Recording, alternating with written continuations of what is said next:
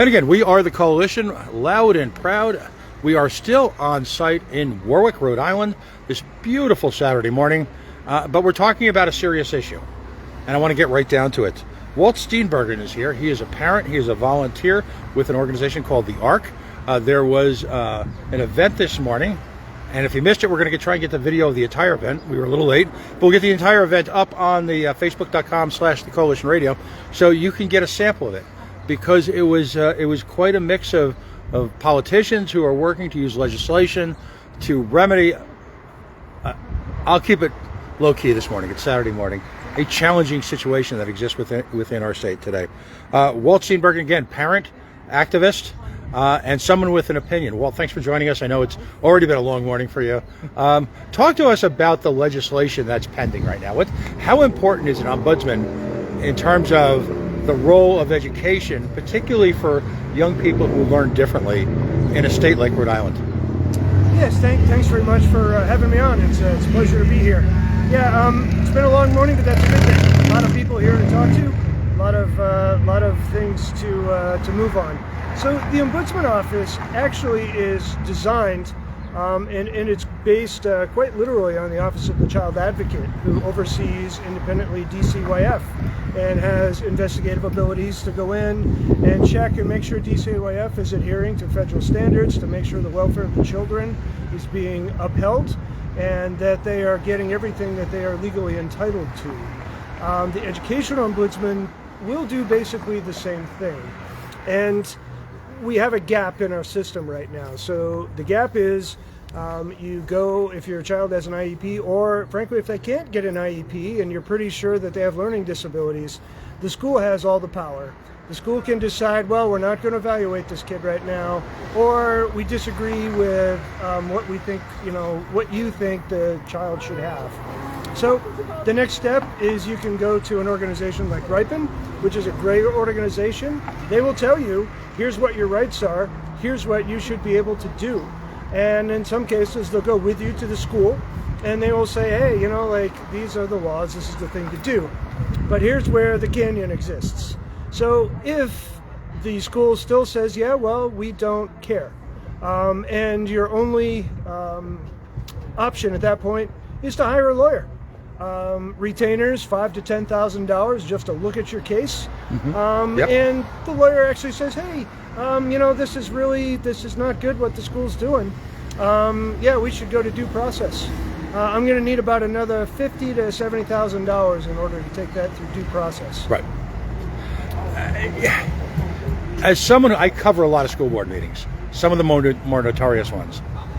The notion that an entire branch of the law now essentially exists, and a career path exists for what I'll call educational advocacy, for parents to obtain the rights that have been legislatively provided for them. How disturbing is that? It's incredibly disturbing, and there's a lot of misinformation, but frankly, lack of knowledge. Right. I've talked to teachers who say, well, we don't really have to do this transition program. Look, we're really busy here. We don't have to do that, and yet it is codified in federal law under IDEA that if you have an IEP at 13 years of age, you need to start a transition program. And so, some of these schools are just not educated that you don't get a choice. You have to do this. Right. Would it disturb you, and you may already know this, and I won't mention school districts because this is what I'll call well-founded rumor, that there are school districts that actually provide incentives to different administrators based on how few IEPs they provide? Yes, and we actually have, sadly, we have a parent in our group whose special education director said, I was told we cannot afford to have any more kids on IEPs in this school because it makes our district look bad. And so when you look at how many kids are in the IEPs, and if you prevent people from moving to that town because, wow, there's a lot of kids on IEPs here, that hurts the tax base, and it really doesn't look good for the district. And again, there is that whole concept of needing to take... it's the year 2022. We have come full circle since, I'm probably a little older than you, but you and I were children when we were of a certain age, where an educator would embrace the ruler if someone wasn't keeping up to speed, because it was clearly laziness, right?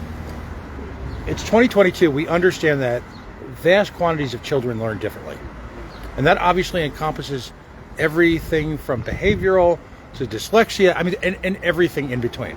But it's a fact, and largely, if there's another accomplishment we've managed to, a gulf we managed to bridge, is the fact that we don't associate shame with that anymore. Children learn differently, right? And we as a society should accommodate that.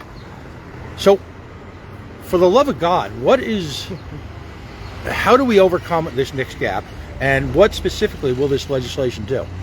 Yeah, you bring up a great point, and I do want to point out that, you know, some people say this is an anti-teacher bill, and this actually we consider it to be a pro-teacher bill, and we've talked to both unions with it. So the teachers, nobody becomes a teacher because you want to get rich. Right. Nobody becomes a teacher because, you know, you want to make children's lives miserable and have them be homeless. Mm-hmm. You do it because you're trying to make a difference. The issues that they have are the administrations. We have budgets, and we have to hit certain numbers, and we have to have all these metrics that we have to have, and so it is your responsibility to make sure that all these metrics happen. So we have had my own son's teachers, many of them, walk out after an IEP meeting, grab our arm and say, you really need to get your kid out of here. And I'm like, well, can you say that during an IEP meeting? And they said, no, I'll get fired, because that is the way of the world, sadly, in that, you know, law of the jungle type of a thing.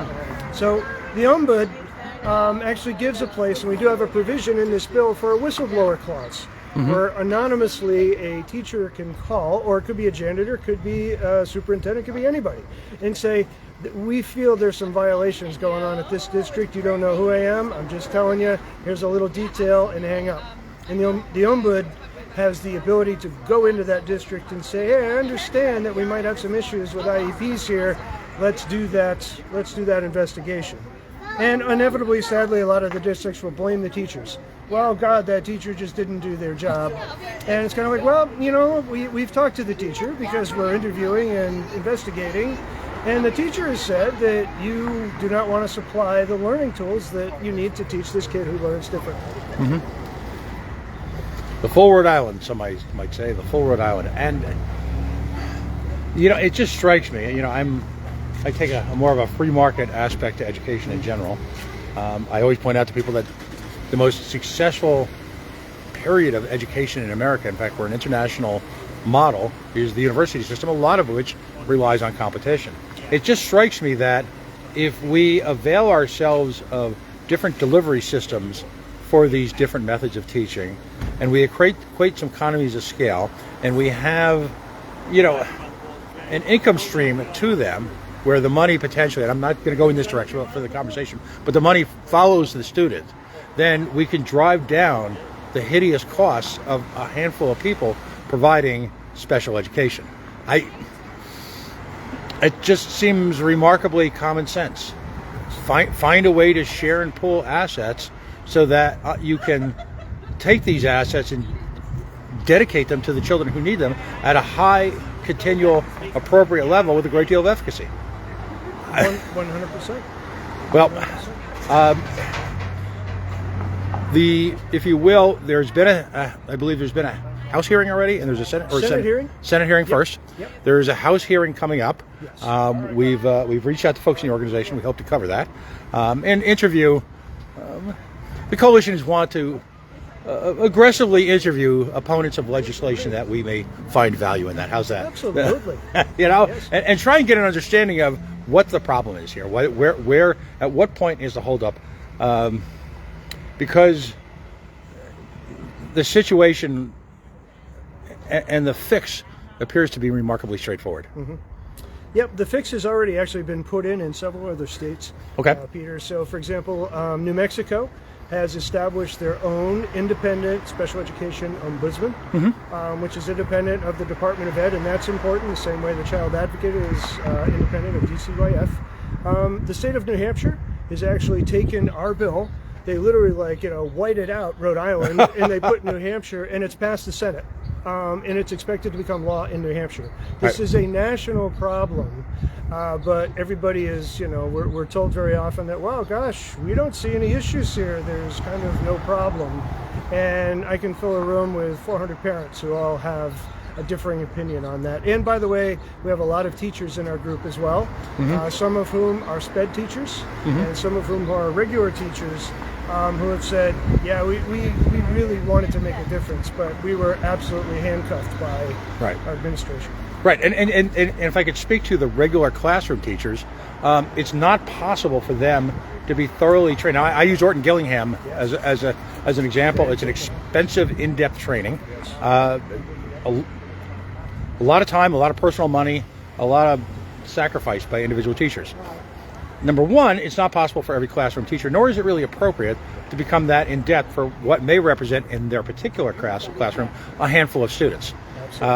So you're also at that point in time taking time away from the conventional courses as opposed to so there. It just just comes down to common sense and giving a damn, doesn't it? It does for us. I mean, you could look at the difference. So our son now is working.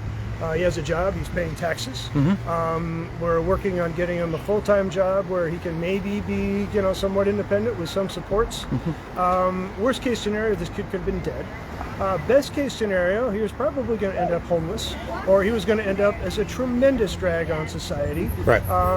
Addiction problems, underemployed, all these things. And, there is as you said, the emotional, mental, moral and ethical, reason to do this. But if you're going to focus just on finance, how much does it cost to educate a kid for 10 years versus take care of that person for the next 50 when they can't support themselves? Right, and we're reaching a critical moment in American history just because of societal trends where parents are aging out from being able to take care of children who are grown, who face, again, the range of issues is astonishing.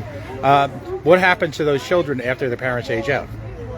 And what are we doing to these now very often elderly parents, 70s and 80s, who are caring for 50-plus-year-old adults? Exactly. Wow. Well, thank you so much. I look forward to engaging with you in the future. The coalition is going to pay attention to this. We're going to go do our best to be at the hearing because, again, the after-hearing scrum out in the hallway is, as we like to say in the coalition, in the halls of justice, justice is usually found, in fact, in the halls. So thanks again, and again, congratulations on your work. We celebrate activism because you already face prescient challenges in your life.